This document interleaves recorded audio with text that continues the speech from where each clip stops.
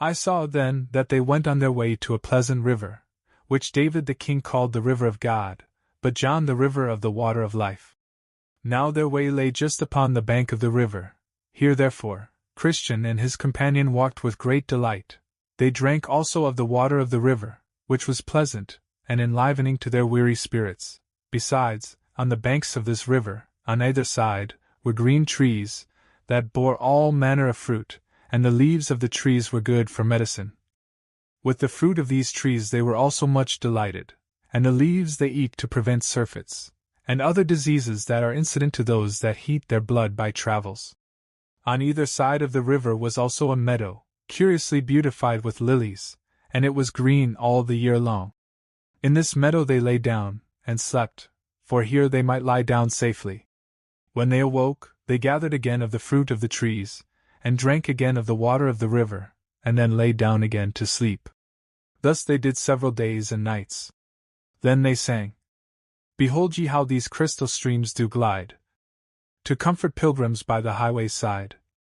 The meadows green, besides their fragrant smell, yield dainties for them, and he that can tell what pleasant fruit, yea, leaves these trees do yield, will soon sell all, that he may buy this field.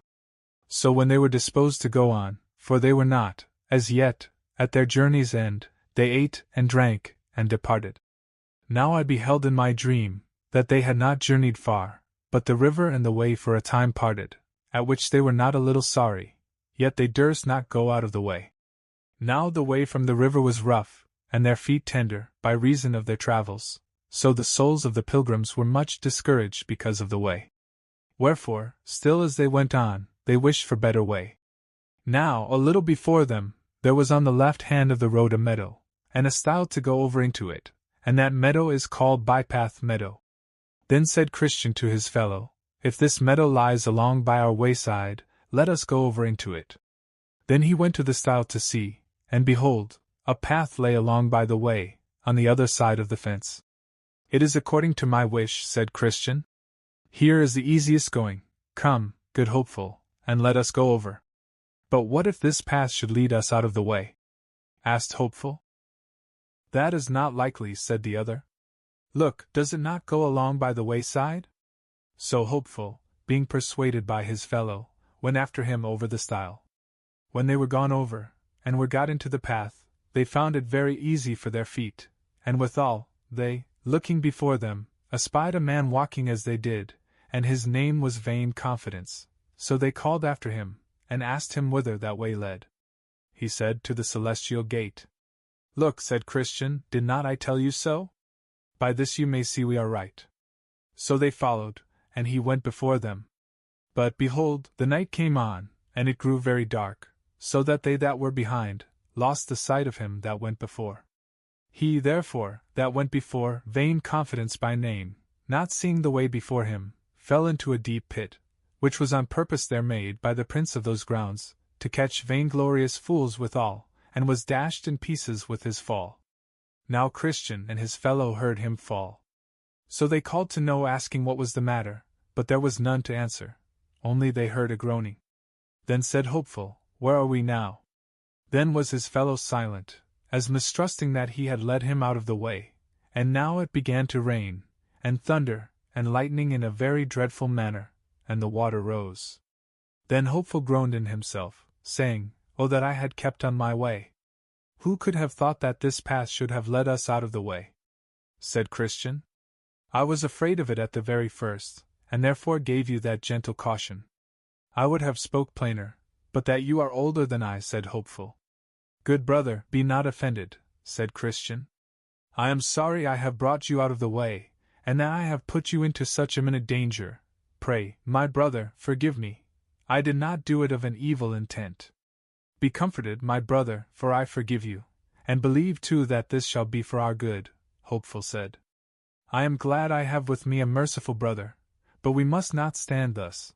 Let us try to go back again, Christian replied. But, good brother, let me go before, Hopeful said.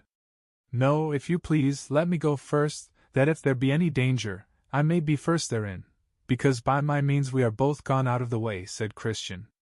No, said Hopeful, you shall not go first, for your mind being troubled may lead you out of the way again. Then, for their encouragement, they heard the voice of one saying, Set your heart toward the highway, even the way which you went, turn again.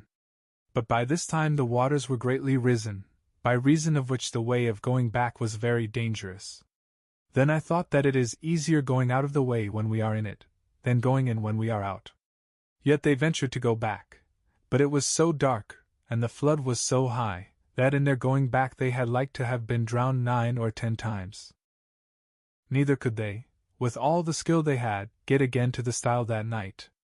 Wherefore, at last, lighting under a little shelter, they sat down there until the daybreak. But being weary, they fell asleep. Now there was, not far from the place where they lay, a castle, called Doubting Castle, the owner whereof was Giant Despair, and it was in his grounds they now were sleeping, wherefore he, getting up in the morning early, and walking up and down in his fields, caught Christian and Hopeful asleep in his grounds. Then, with a grim and surly voice he bid them awake, and asked them whence they were, and what they did in his grounds. They told him they were pilgrims, and that they had lost their way. Then said the giant, You have this night trespassed on me, by trampling in, and lying on my grounds, and therefore you must go along with me. So they were forced to go, because he was stronger than they. They also had but little to say, for they knew themselves to be at fault. The giant therefore drove them before him, and put them into his castle, into a very dark dungeon, nasty and stinking to the spirits of these 2 men. Here then they lay from Wednesday morning till Saturday night, without one bit of bread, or drop of drink, or light, or any to ask how they did. They were therefore here in evil case, and were far from friends and acquaintance. Now in this place Christian had double sorrow, because it was through his unadvised counsel that they were brought into this distress. Now Giant Despair had a wife, and her name was Diffidence. So, when he was gone to bed, he told his wife what he had done, to wit, that he had taken a couple of prisoners, and cast them into his dungeon, for trespassing on his grounds. Then he asked her also what he had best to do further to them. So she asked him what they were, whence they came, and whither they were bound, and he told her. Then she counselled him, that when he arose in the morning he should beat them without any mercy. So, when he arose, he got a grievous crabtree cudgel, and went down into the dungeon to them, and there first falls to rating of them as if they were dogs, although they never gave him a word of distaste. Then he fell upon them, and beat them fearfully, in such sort, that they were not able to help themselves, or to turn them upon the floor. This done, he withdrew and left them, there to condole their misery, and to mourn under their distress. So all that day they spent the time in nothing but sighs and bitter lamentations. The next night she, talking with her husband about them further, and understanding that they were yet alive, did advise him to counsel them to make away themselves. So when morning was come, he goes to them in a surly manner as before, and perceiving them to be very sore with the stripes that he had given them the day before, he told them, that since they were never like to come out of that place, their only way would be forthwith to make an end of themselves, either with knife, halter, or poison, for why, said he, should you choose life, seeing it is attended with so much bitterness? But they desired him to let them go. With that he looked ugly upon them, and rushing to them, had doubtless made an end of them himself, but that he fell into one of his fits, for he sometimes, in sunshiny weather, fell into fits, and lost for a time the use of his hand, wherefore he withdrew, and left them as before, to consider what to do. Then did the prisoners consult between themselves, whether it was best to take his counsel or no, and thus they began to discourse. Brother, said Christian, what shall we do? The life that we now live is miserable. For my part, I know not whether is best, to live thus, or to die out of hand. My soul chooses strangling rather than life, and the grave is more easy for me than this dungeon. Shall we be ruled by the giant? Indeed, said Hopeful, our present condition is dreadful, and death would be far more welcome to me than thus forever to abide. But yet, let us consider, the lord of the country to which we are going has said, You shall do no murder, no, not to another man's person. Much more, then, are we forbidden to take his counsel to kill ourselves. Besides, he that kills another can but commit murder upon his body, but for one to kill himself, is to kill body and soul at once. And moreover, my brother, you talk of ease in the grave, but have you forgotten the hell, whither for certain the murderers go? For no murderer hath eternal life. And let us consider, again, that all the law is not in the hand of giant Despair. Others, so far as I can understand, have been taken by him, as well as we, and yet have escaped out of his hand. Who knows, but that God that made the world may cause that giant Despair may die? Or that, at some time or other, he may forget to lock us in? Or that he may, in a short time, have another of his fits before us, and may lose the use of his limbs? And if ever that should come to pass again, for my part, I am resolved to pluck up the heart of a man, and to try my utmost to get from under his hand. I was a fool that I did not try to do it before. But, however, my brother, let us be patient, and endure a while. The time may come that may give us a happy release, but let us not be our own murderers. With these words, Hopeful at present did moderate the mind of his brother, so they continued together, in the dark, that day, in their sad and doleful condition. Well, towards evening, the giant went down into the dungeon again, to see if his prisoners had taken his counsel. But when he came there, he found them alive, and truly, alive was all, for now, what for want of bread and water, and by reason of the wounds they received when he beat them, they could do little but breathe. But I say, he found them alive, at which he fell into a grievous rage, and told them, that seeing they had disobeyed his counsel, it should be worse with them than if they had never been born. At this they trembled greatly, and I think that Christian fell into a swoon, but coming a little to himself again, they renewed their discourse about the giant's counsel, and whether yet they had best to take it or no. Now Christian again seemed to be for doing it, but Hopeful made his second reply as follows. My brother, said he, don't you remember how valiant you have been heretofore? Apollyon could not crush you, nor could all that you didst hear, or see, or feel, in the valley of the shadow of death. What hardship, terror, and amazement have you already gone through? And are you now nothing but fear? You see that I am in the dungeon with you, a far weaker man by nature than you are. Also, this giant has wounded me as well as you, and has also cut off the bread and water from my mouth, and with you I mourn without the light. But let us exercise a little more patience. Remember how you played the man at Vanity Fair, and were neither afraid of the chain, nor cage, nor yet of bloody death. Wherefore let us, at least to avoid the shame, that becomes not a Christian to be found in, bear up with patience as well as we can. Now, night being come again, and the giant and his wife being in bed, she asked him concerning the prisoners, and if they had taken his counsel. To which he replied, they are sturdy rogues, they choose rather to bear all hardship, than to make away themselves. Then said she, take them into the castle yard tomorrow, and show them the bones and skulls of those that you have already dispatched, and make them believe, ere a week comes to an end, you also will tear them in pieces, as you have done their fellows before them. So when the morning was come, the giant goes to them again, and takes them into the castle yard, and shows them, as his wife had bidden him. These, said he, were pilgrims as you are, once, and they trespassed in my grounds as you have done, and when I thought fit, I tore them in pieces, and so, within 10 days I will do you. Go, get you down to your den again.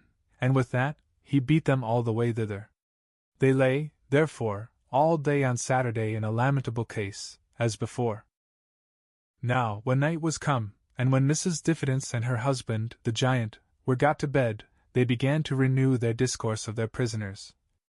And withal the old giant wondered, that he could neither by his blows nor his counsel bring them to an end. And with that his wife replied, I fear, said she, that they live in hope that some will come to relieve them, or that they have picklocks about them, by the means of which they hope to escape. And sayest thou so, my dear? Said the giant, I will, therefore, search them in the morning. Well, on Saturday, about midnight, they began to pray, and continued in prayer till almost break of day. Now, a little before it was day, good Christian, as one half amazed, brake out in this passionate speech. What a fool, said he, am I, thus to lie in a stinking dungeon, when I may as well walk at liberty? I have a key in my bosom, called Promise, that will, I am persuaded, open any lock in Doubting Castle. Then said Hopeful, That is good news, good brother, pluck it out of your bosom, and try. Then Christian pulled it out of his bosom, and began to try at the dungeon door, whose bolt, as he turned the key, gave back, and the door flew open with ease, and Christian and Hopeful both came out. Then he went to the outward door that leads into the castle yard, and with his key, opened that door also. After, he went to the iron gate, for that must be opened too, but that lock was exceedingly hard, yet the key did open it. Then they thrust open the gate to make their escape with speed, but that gate, as it opened, made such a creaking, that it waked Giant Despair, who, hastily rising to pursue his prisoners, felt his limbs to fail, for his fits took him again, so that he could by no means go after them. Then they went on, and came to the king's highway, and so were safe, because they were out of his jurisdiction. Now, when they were gone over the stile, they began to contrive with themselves what they should do at that stile, to prevent those that should come after, from falling into the hands of Giant Despair. So they consented to erect there a pillar, and to engrave upon the side thereof this sentence: Over this stile is the way to Doubting Castle, which is kept by Giant Despair, who despises the king of the celestial country, and seeks to destroy his holy pilgrims. Many, therefore, that followed after, read what was written, and escaped the danger. This done, they sang as follows: Out of the way we went, and then we found what 'twas to tread upon forbidden ground. And let them that come after have a care, lest heedlessness makes them, as we, to fare, lest they for trespassing his prisoners are, whose castle's Doubting, and whose name's Despair.